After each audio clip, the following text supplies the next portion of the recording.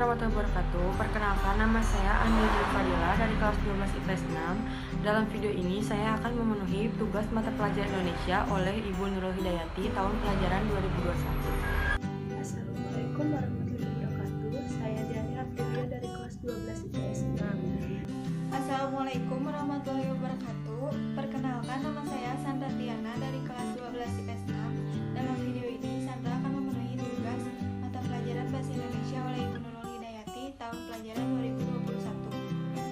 Assalamualaikum warahmatullahi wabarakatuh. Perkenalkan, nama saya Nika Septiani dari kelas 12 IPS 6.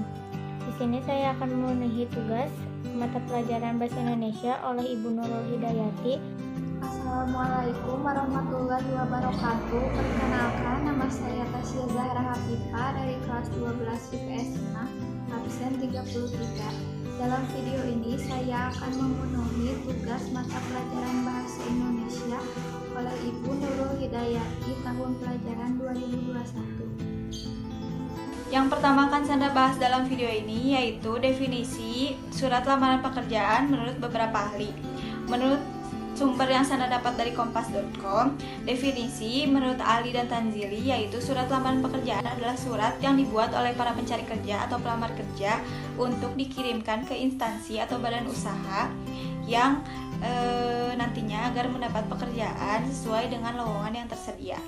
Lalu ada menurut Sarwoto, yaitu mengemukakan bahwa surat lamaran pekerjaan adalah surat yang dibuat oleh suatu pelamar kerja untuk melamar ke sebuah instansi atau perusahaan. Nah, yang terakhir ada menurut Pratama pada tahun 1997, yaitu mengemukakan bahwa surat lamaran pekerjaan adalah surat yang dibuat oleh orang berdasarkan inisiatif sendiri untuk melamar suatu pekerjaan. Fungsi surat lamaran pekerjaan. Fungsi surat lamaran pekerjaan. Fungsi pertama dari surat lamaran kerja adalah sebagai bentuk resmi pengajuan atau permohonan kerja ke perusahaan. Dengan surat resmi, permohonan pekerjaan bisa diterima dan diproses sesuai tahap rekrutmen oleh perusahaan tersebut. Kedua, sebagai alat komunikasi. Surat lamaran merupakan alat komunikasi antara pelamar pekerja. Jenis-jenis surat lamaran pekerjaan. Ada 4 jenis surat lamaran pekerjaan. Yang pertama adalah surat lamaran pekerjaan tradisional. Nah, metode ini kita harus menulis surat dengan kreatif mungkin dan strategis agar bisa meyakinkan pihak perusahaan. Yang kedua ada surat lamaran pekerjaan referral, di mana metode ini adalah karyawan di suatu perusahaan tertentu akan membantu temannya untuk menjadi karyawan juga, tetapi tidak langsung diterima. Rekannya tersebut harus mengikuti tahap-tahap seperti peserta lainnya. Yang ketiga ada surat lamaran pekerjaan networking. Metode ini yang bersama dengan referral, hanya saja teman yang membantunya itu tidak terlalu terlibat, dia hanya memberikan referensi saja. Nah, yang terakhir ada surat lamaran pekerjaan dengan cara menanyakan prospek. Surat ini beda dengan yang lainnya karena pelamar akan menanyakan apa lowongan pekerjaan yang akan dia terima, padahal pihak perusahaan belum mencantumkannya. Surat lamaran pekerjaan. Struktur surat lamaran pekerjaan ada 8. Yang pertama, tempat dan tanggal, dituliskan di pojok kanan atas dengan lengkap. Yang kedua, hal dan lampiran. Bagian hal diisikan tentang lamaran pekerjaan dan bagian lampiran diisikan tentang jumlah dokumen yang akan dilampirkan. Yang ketiga yaitu tujuan dan alamat surat. Biasanya tidak disertai dengan tulisan Bapak Ibu, tapi hanya nama dan jabatannya saja. Yang keempat, salam pembuka, dan yang kelima, alinea pembuka. Dalam alinea pembuka, kita dapat menjabarkan sumber informasi dari lowongan pekerjaan yang akan dilamar dengan memakai bahasa yang formal. Sistematika dalam lamaran pekerjaan mencakup tempat dan tanggal pembuatan surat, lampiran dan hal, alamat surat, salam pembuka, alinea pembuka, isi, penutup, salam penutup, tanda tangan, dan nama terang. Kaidah kebahasaan dalam lamaran pekerjaan. 1.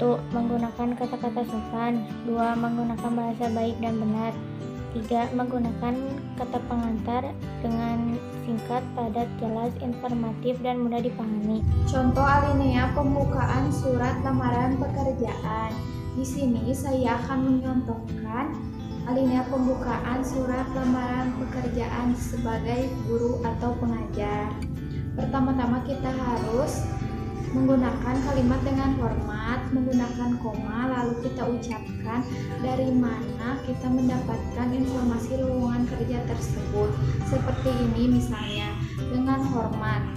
Sehubungan informasi lowongan kerja yang saya dapat dari internet bahwa Sekolah Menengah Atas Negeri 4 Cimahi sedang memerlukan guru untuk mengajar mata pelajaran bahasa Indonesia. Melalui lamaran ini saya mengajukan diri untuk melamar menjadi guru mata pelajaran bahasa Indonesia di sekolah yang Bapak atau Ibu pimpin. Langkah-langkah atau tips membuat surat lamaran pekerjaan. 1. Riset tentang perusahaan dan posisi yang dilamar. Sebelum menulis surat lamaran kerja, kita harus meriset terlebih dahulu mengenai perusahaan yang akan dilamar dan posisi yang akan dilamar. Dengan begitu, kita dapat mencantumkan skill di surat lamaran kerja yang sekiranya ada referensi tinggi dengan apa yang sedang dicari oleh perusahaan. Kedua, jangan terlalu panjang. Pada dasarnya, surat lamaran ditulis secara seringkas mungkin. Secara garis besar, surat lamaran tidak boleh lebih dari 1 halaman. 3. Menggunakan bahasa profesional, tidak menggunakan kata-kata singkatan untuk surat lamaran pekerjaan. 4. Melakukan editing. Setelah menulis dengan rapi, baca kembali surat lamaran tersebut. Jangan sampai ada kesalahan saat menulis surat lamaran.